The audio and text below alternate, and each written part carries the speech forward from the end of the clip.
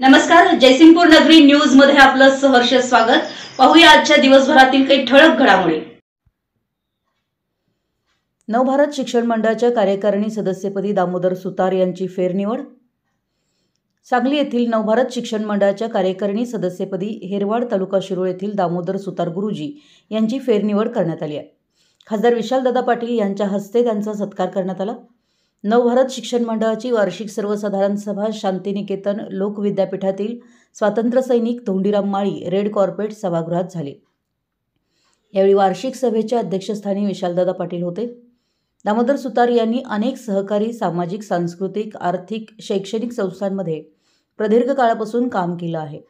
प्राथमिक शिक्षक बँकेचे 22 वर्षे माजी चेअरमन, श्री दत्त शेतकरी सहकारी साखर कारखाना कार्यस्थळावरील श्री दत्त भांडारचे विद्यमान चेअरमन, तसेच विविध संस्थांमध्ये अनेक पदावर संचालक, मार्गदर्शक म्हणून सध्या काम पाहतात। नवभारत शिक्षण मंडळाच्या कार्यकारिणी सदस्यपदी त्यांची फेरनिवड होऊन त्यांचा सत्कार यावेळी खासदार विशालदादा पाटील यांच्या हस्ते करण्यात आला। सभेचं प्रास्ताविक संचालक गौतम पाटील यांनी केलं। स्वागत उपसंचालक DS माने यांनी केलं, तर आभार दामोदर सुतार यांनी मानले। यावेळी नवभारत शिक्षण मंडळाचे कार्याध्यक्ष गणपतराव पाटील, सनतकुमार आरवाडे, ॲडव्होकेट सतीश पाटील, विनया घोरपडे, नितीन कोळेकर, BR थोरात यांच्यासह सर्व विश्वस्त कार्यकारिणी सदस्य, सभासद मोठ्या संख्येने उपस्थित होते।